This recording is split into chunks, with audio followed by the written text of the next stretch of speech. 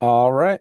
Thank you. With that, welcome everyone to the Montachusett Metropolitan Planning Organization. This meeting's called to order. Brian, could you please call the roll?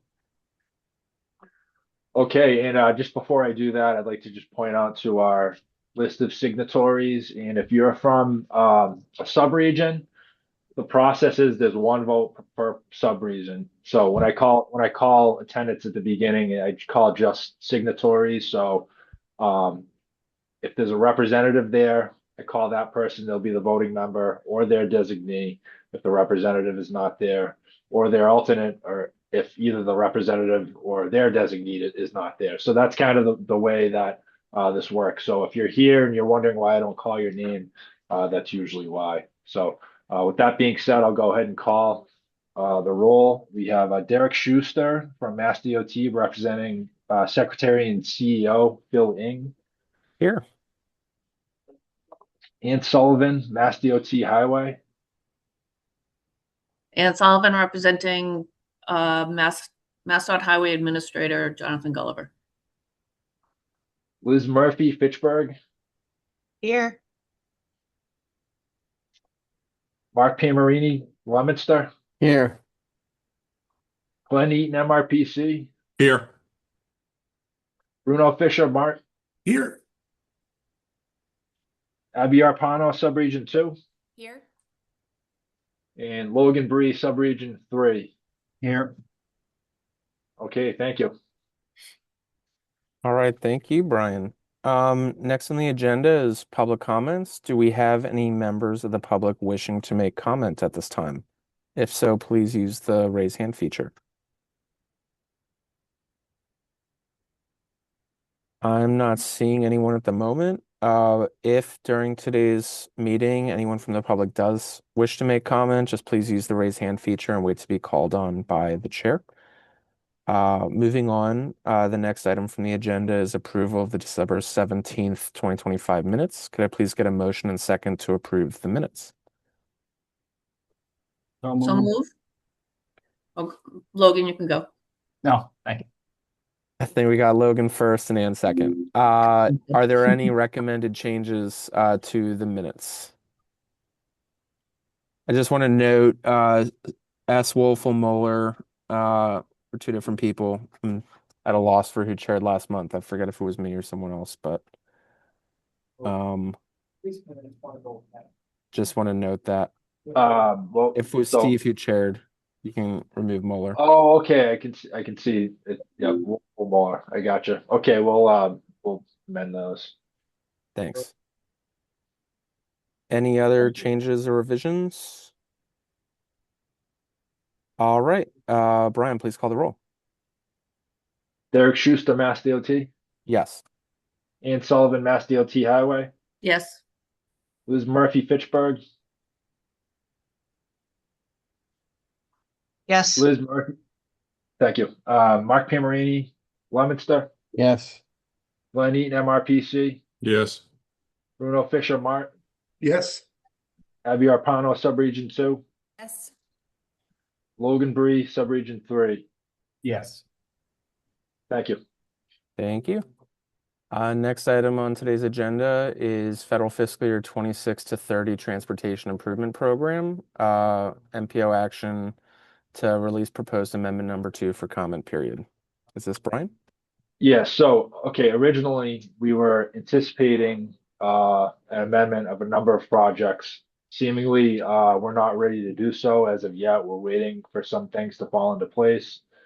I think we'll opt to do this amendment number 2 in February. This was for the transit items?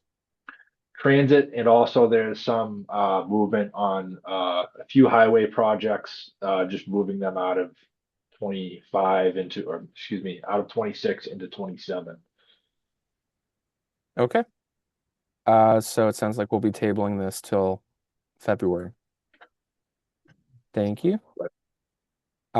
Next item is Federal Fiscal Year 27 to 31 tip. I believe we have a listing of projects to look at for discussion.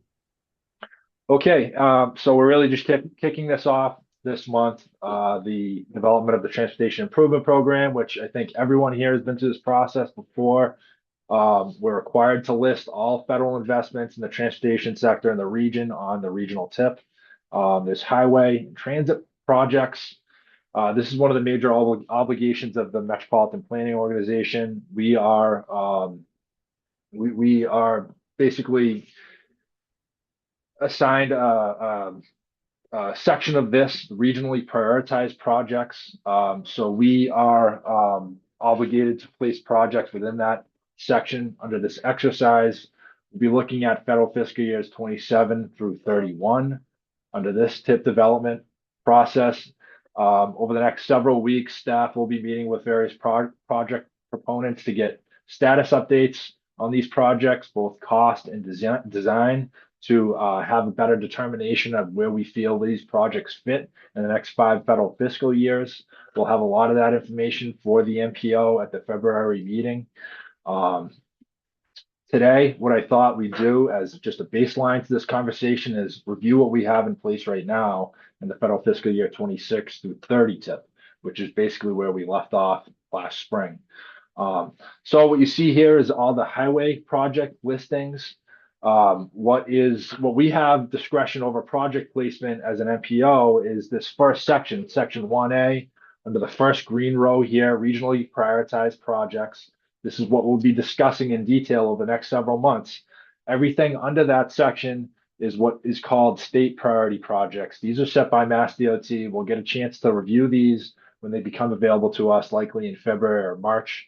Likewise, the transit projects are prioritized by MART. We'll get a chance to review those projects when they're available, again, February or March. For today, I'll review what we have in section 1A. In 2026, we have one project, Harvard resurfacing of box widening on Air Road. This project is what's called advanced constructed over 2 construction seasons. So you'll see this in 2027 as well. We're able to do this is because it's a large enough project, both in cost and in scope, to assume that it will take 2 construction seasons. It's also beyond our budget for one single federal fiscal year.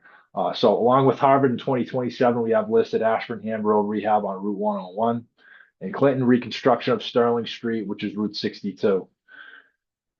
In 2028, for regional prioritized projects, we have 3 projects: Athol intersection improvements, 2A at Brookside Road, along with Fitchburg reconstruction of John Fitch Highway, and Sterling intersection improvements 140 and 62.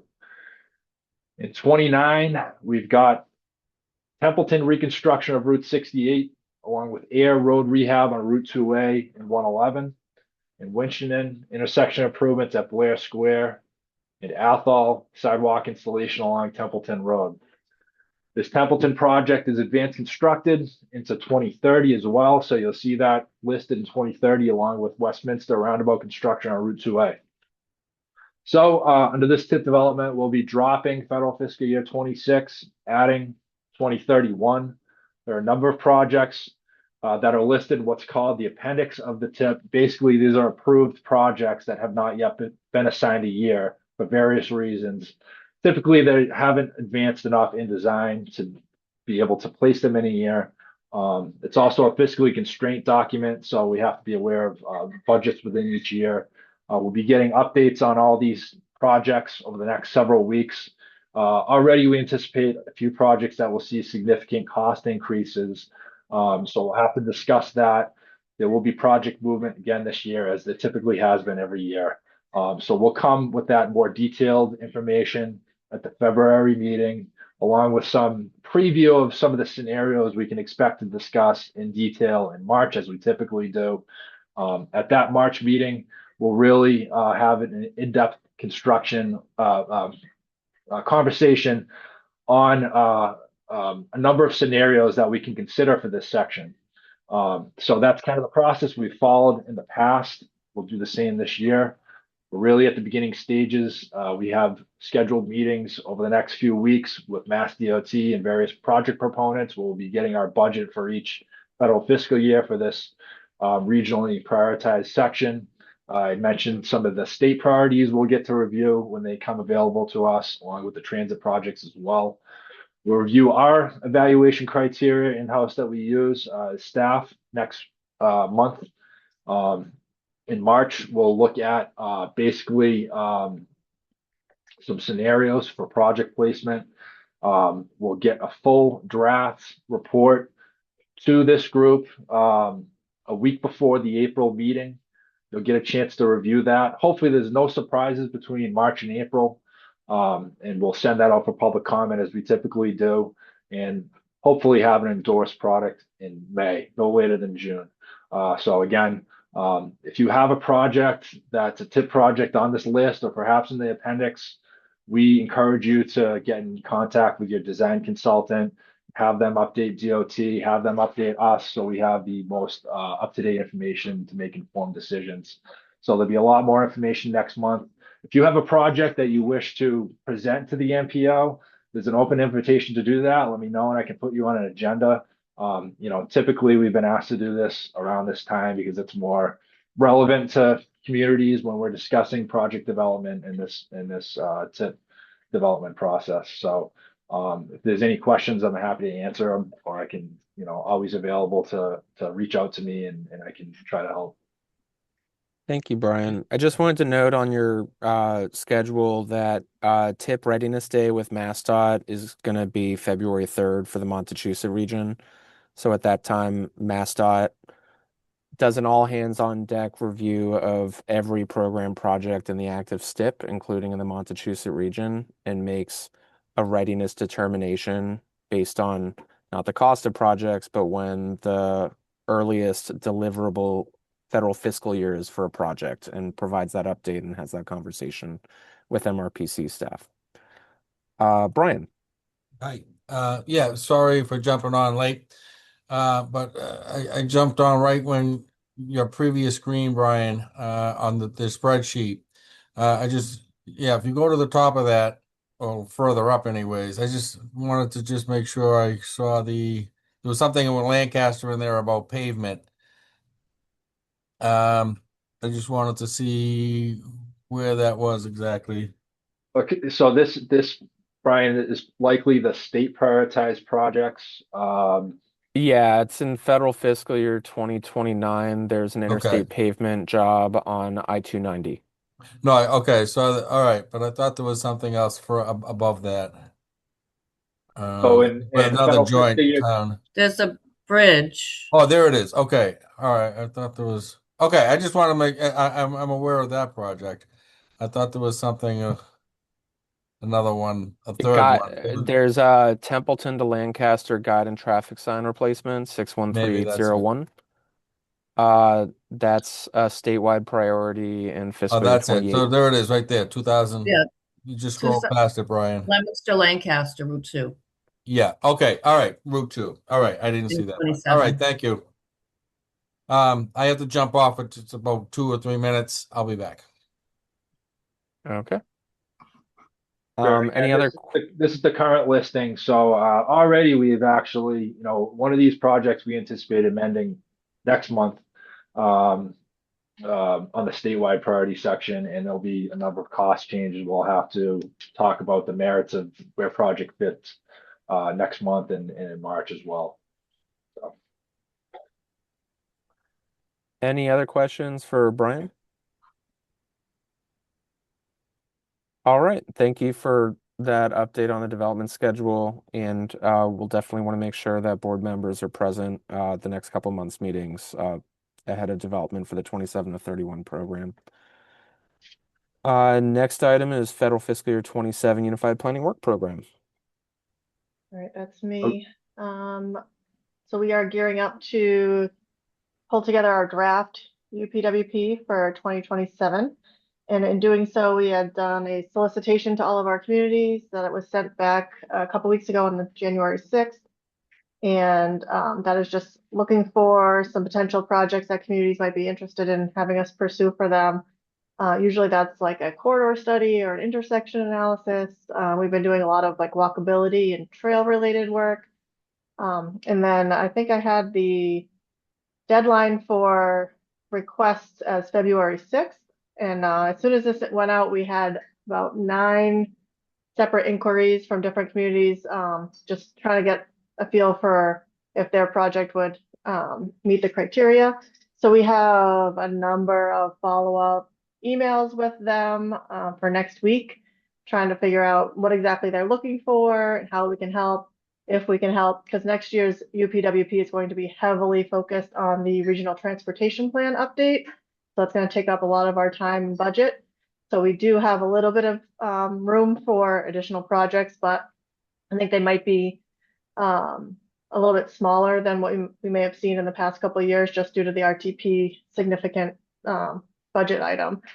So we are getting back to communities who have submitted some inquiries, not necessarily requests just yet, but it would be the stepping stone before, requests officially come in. So at our next February meeting, I anticipate going over all the official requests and maybe even mention the inquiries, just so everyone is aware of what we're receiving for comments from communities, and then go for kind of do a geographic analysis. I know we've changed a little bit from last year's UPWP with how we do that. So we're going to kind of go through which communities have made requests, more recently, and which ones have not, and try to make sure that it's as equal as we can get it throughout the region, so we're not leaving any communities out.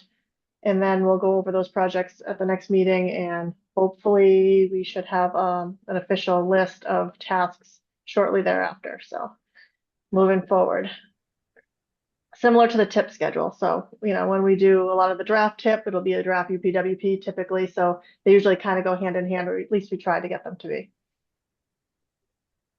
So if Thank you, anybody has any Sherry. questions, let me know. I just wanted to check for the submission of project requests. Do they just email you, or? So the request has to be an official request by the chief elected, whether that's the mayor or the select board, so that they are knowing what's going on in town, because sometimes we'll get a request from a planning board and sometimes we'll get a request from a select board member and they won't communicate, to each other. So we would get like multiple requests from a community. This way they're all on the same page, or everybody is on the same page. But for the inquiries, that's just in general. It's kind of like whoever received the memo was like, hey, you could be a DPW director. I have this bridge that I'm not sure what I can do with. Or we had someone looking for planning work for trail connections, but that is just usually the planning board, or planning director of some sort would reach out to us just to inquire. And then we would, if we felt it met the criteria and would be a good fit for the UPWP, then we would ask them for an official request. Okay. Are there any questions for Sherry? All right. Thank you for the update on the UPWP project solicitation. Next, we're going to be moving on to a presentation on critical urban and rural freight corridors. Okay, so going back to November, we've been discussing this as a group. Basically, the MPO is tasked with designating some mileage in the region as either critical rural or critical urban freight corridors, which would then qualify those roads for National Highway Freight Network funds. So we went over the details of this in November originally. Last month, we looked at staff's proposed designations. The MPO opted to release those for a 21-day public comment period. And so that comment period occurred and it closed this past Friday. Here's the presentation I gave last month and in November. I won't go over this in detail again, but basically this is what we ended up with. These are the roadways we are suggesting. We had no official comments during the comment period. We had a number of inquiries, so we followed up with a number of communities on various questions. Again, no official comments. Staff would like to suggest the MPO endorse this month. We reviewed this with the Joint Transportation Committee as well last week. Their suggestion to the MPO is to endorse, I should say. And that's ultimately what we would like to do. At which point we would just submit this to Mass DOT. They would certify it. They would add it to the state freight plan, which they're working on right now. So if there's any questions, I can try to answer those. But ultimately, we'd like to a motion to endorse these freight corridor miles. Thank you, Brian. Are there any questions on the corridors as presented?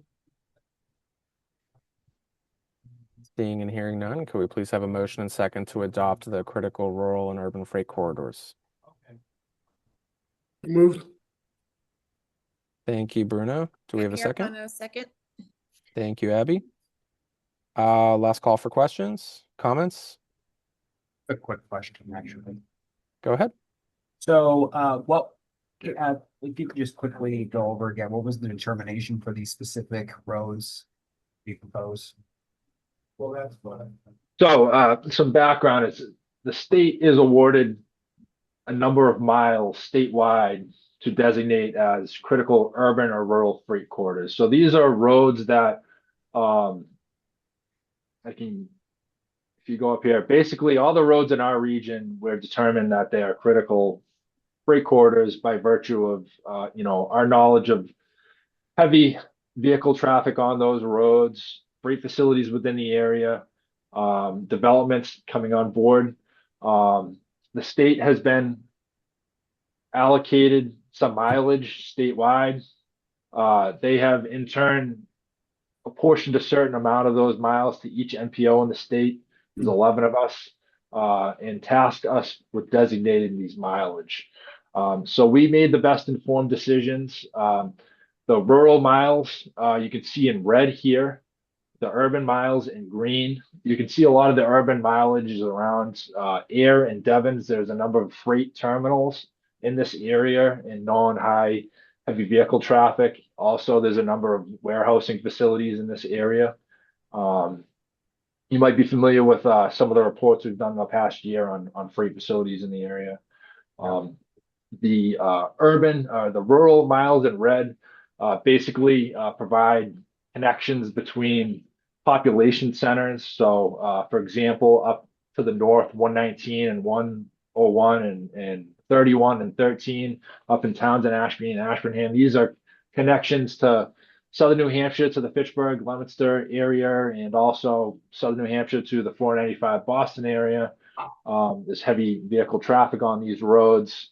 The southern portion, Route 68 in Hubbardston and 140 in Sterling. This is a connection from basically the Worcester area up to the Route 2 corridor and points west.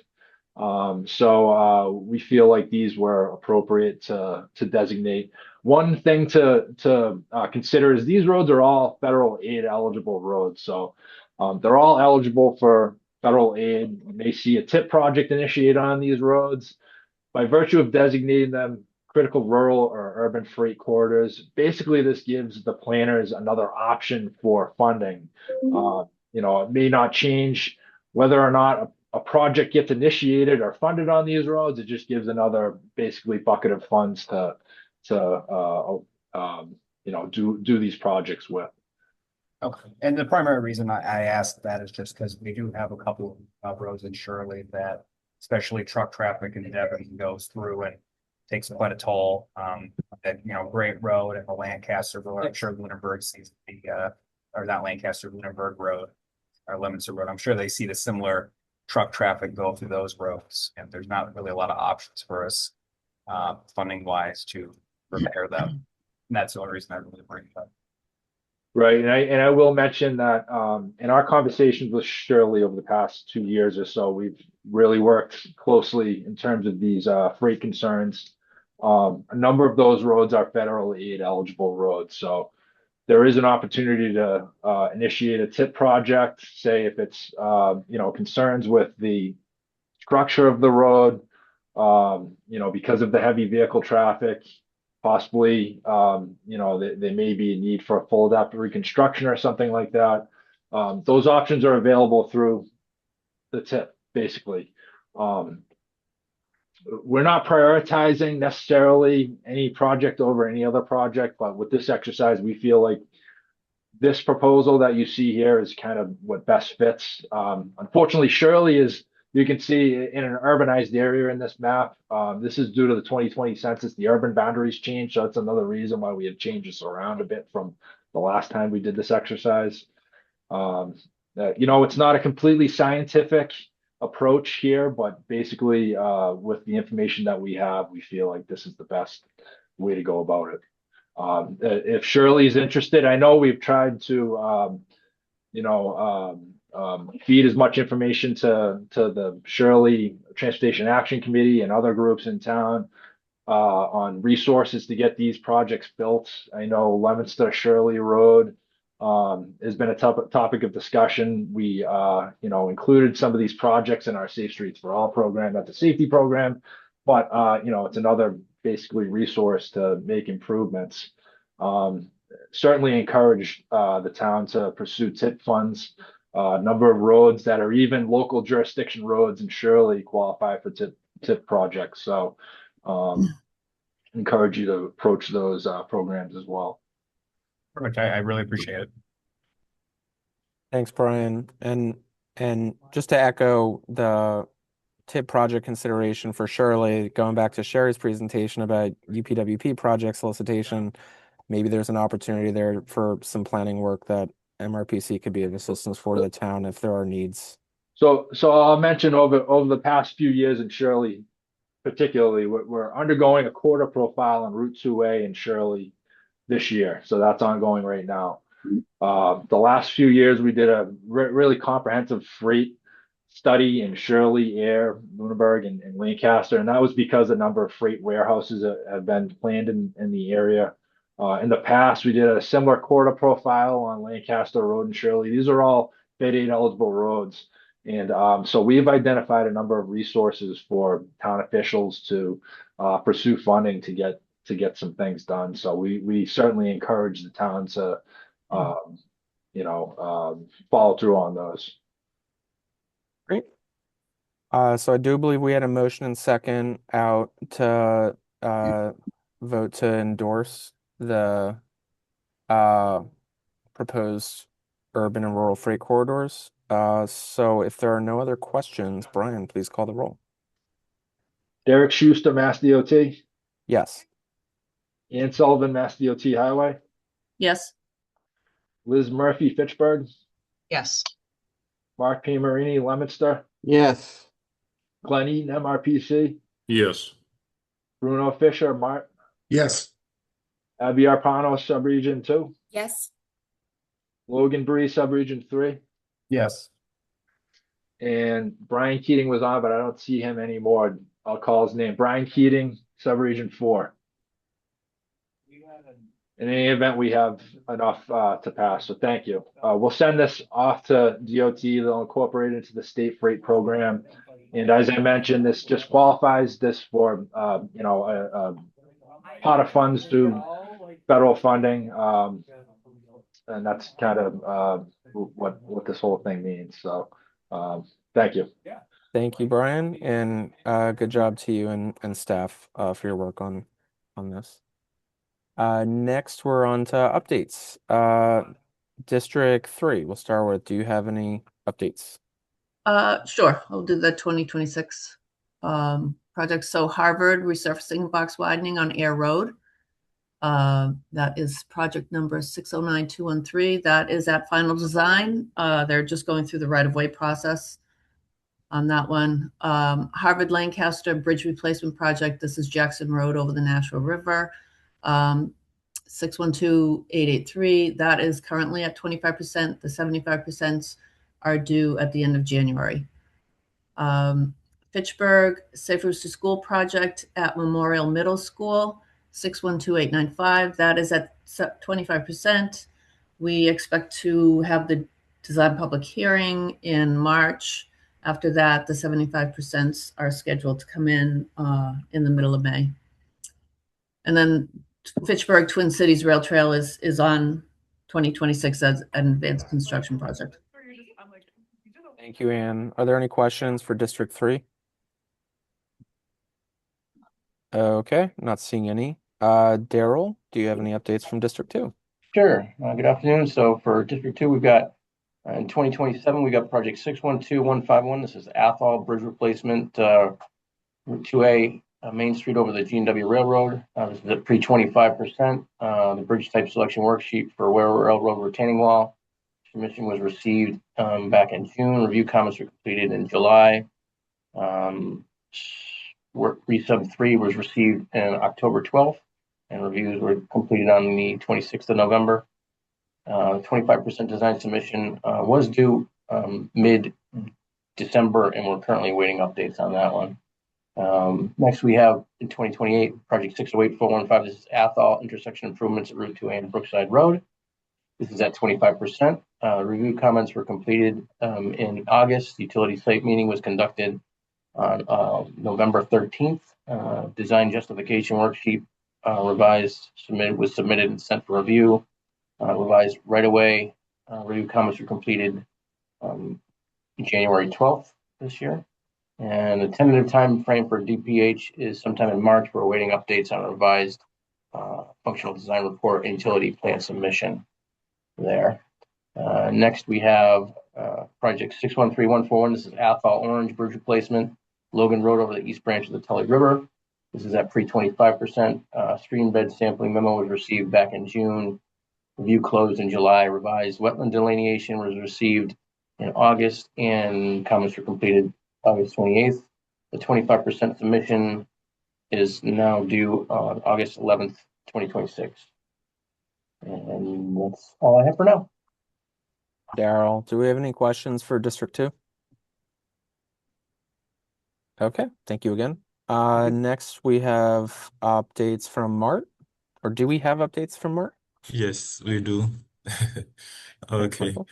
Yeah, so for December we went through our final fixed route service change for Fitchburg and Leominster.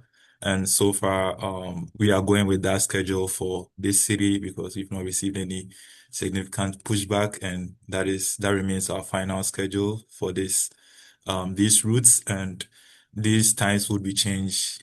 Then it would be, if these times will be changed, then we would have to go through a service change process. And we'll be proactively be looking into other route service between for Gardner Atoll and all the other routes within our system.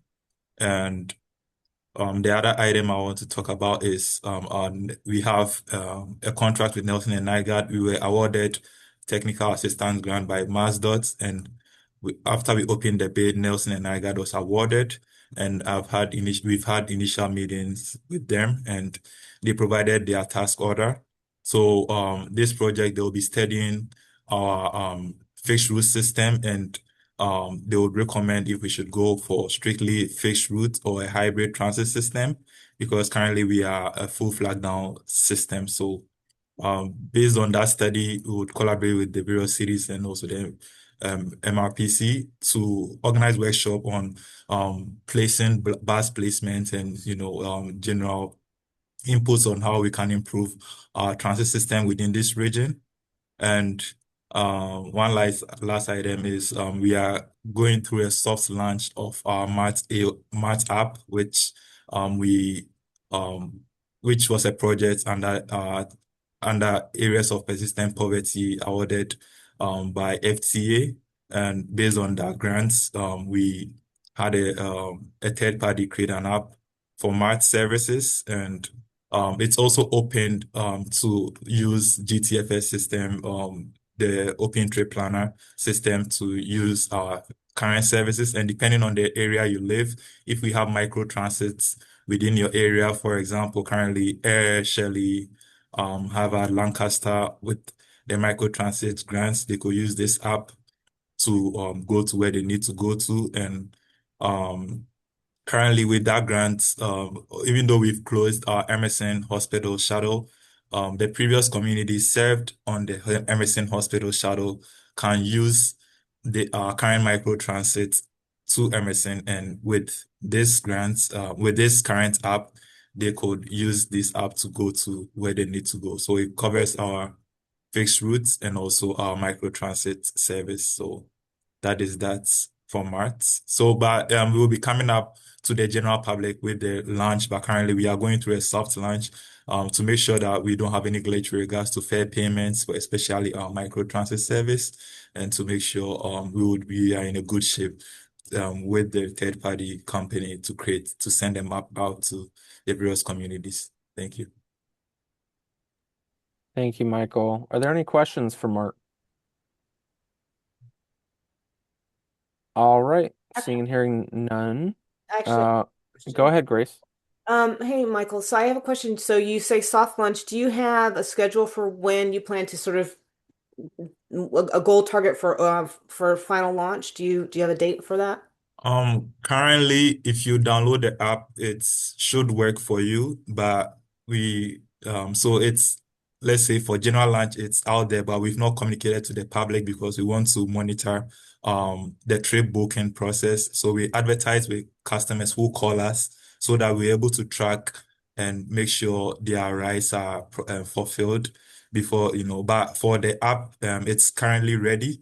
But as to us going to the and telling the entire public to download and use the app, we've not done that yet. We want to, control the bookings and the number of people who use the app for the time being. But until we are, confident that everybody there is no glitch within the app, we wouldn't go for to the entire public to talk about the app because currently on the third party vendor they are done creating the app, but we want to make sure that we monitor on March end to at let's say coming 2 months since it's if we realize currently we are confident with how the app operates, we will just publish on our Facebook and social media and also various avenues within our area.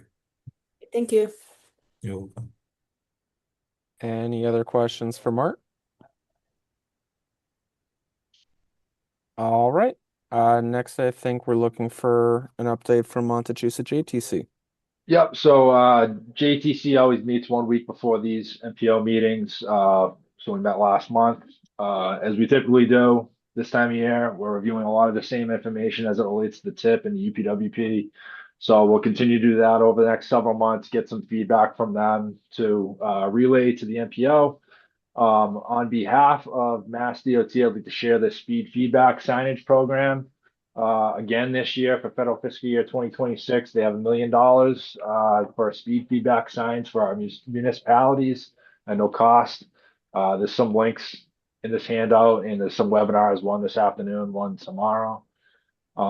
Here's an updated grant opportunity list on behalf of our Planning and Development Office. I shared this last month. This has been updated in January. Again, there's a lot of valuable information on here. Many of these grants we feel are relevant to our communities. A lot of useful links and dates. We frequently contract with our communities to attain these grants, administer them, whatever the needs may be, or perhaps segueing into the next handout is DLTA. We receive DLTA funds from the state, district, local technical assistance. This is useful for communities to apply for, to pursue some of these grant opportunities. Or in the past, we've done master plans, we've done zoning bylaws. Much like our transportation project solicitation project, I think they're willing to consider anything. So this call for proposals is live right now. There's 2 rounds. The first round ends February 13th, the second, March 20th. So you have basically until March 20th to propose a DLTA project, which will be no cost to the communities. If you have any questions, contact Bernie Cahill, our Planning and Development Director. All the information is on this handout. Thank you. Thanks, Brian. Does anyone have any questions for Brian or the JTC? All right, we'll move on to MRPC updates. Mr. Chairman, hi there. Very briefly, MRPC is looking for a planner in the Planning and Development Department, and that information has been posted on our website. We've advertised with MMA and the American Planning Association and the Sentinel as well. So anybody has interest or want to share the information, please go to our website. Thank you very much. Thank you. If there are no other questions, I think we can move on to administrative matters. Our next regularly scheduled meeting is it the 17th, 18th? 18th. That at would 1 be, p.m. yep. I also want to acknowledge as part of this Bruno Fisher, the administrator at MART. He's retiring. Thanks, Bruno, for all your help over the years. Always been willing to sit down with us and discuss planning projects, and been available to answer any questions, solve any problems or anything like that. So we'll miss you, Bruno, and wish you the best. Thanks for the kind words, Brian. Been great working with all of you. Thanks. Thank you, Bruno. Any other walk-in items from board members at this time? All right, seeing and hearing none, could I please have a motion and second to adjourn? No move. Second? All in favor, please say aye. Aye. Aye. Any abstentions? Any nays? Didn't think so. Everyone have an excellent rest of your day. Thanks so much. Thank you.